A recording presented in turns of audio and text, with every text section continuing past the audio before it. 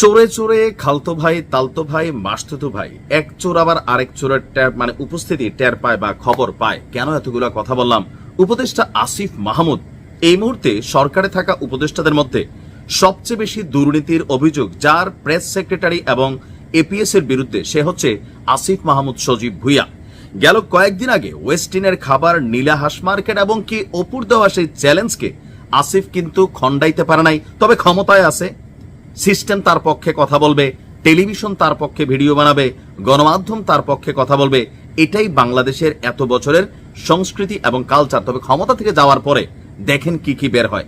আজকের দিনে উত্তাল হচ্ছে যে ভিডিওটা নিয়ে, যে আসিফ মাহমুদ সজীব ভুইয়ার যে প্রেস সেক্রেটারি আছেন রানিং, তিনি আসিফের কাছে নাম্বার দিয়ে রাখছেন 4টা ফাইলের।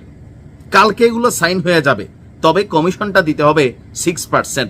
দর কষাকষি চলতেছে টেন্ডারের কাজের ভাগাভাগি নিয়ে। দর্শক, টেন্ডারের কমিশন নিয়ে উপদেষ্টা আসিফ মাহমুদের প্রেস সেক্রেটারির দর কষাকষি। এখন তার কি বিচার হবে? না, হবে না। কেন হবে না?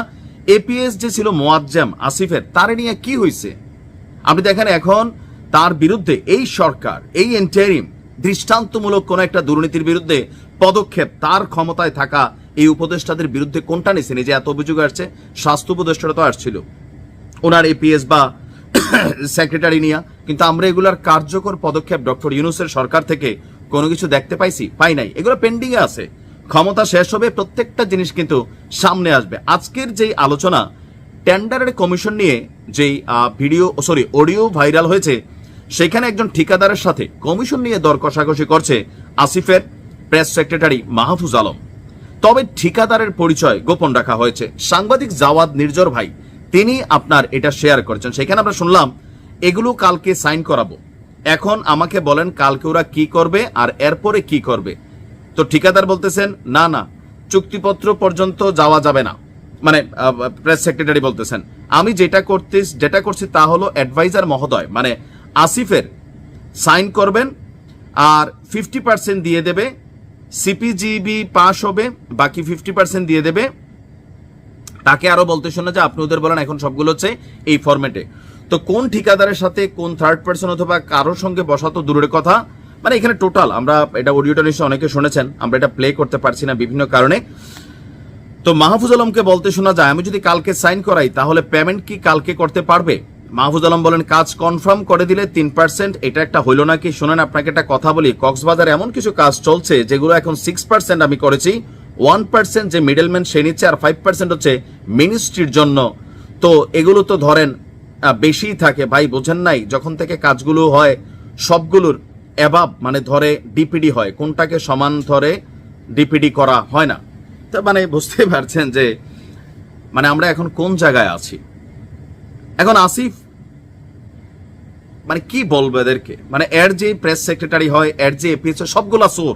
এখন স্বাভাবিকভাবে এই চোরদের সাথে আসিফের কানেক্ট আছে কিনা জনগণ বলবে, সেটা কমেন্টে জানান।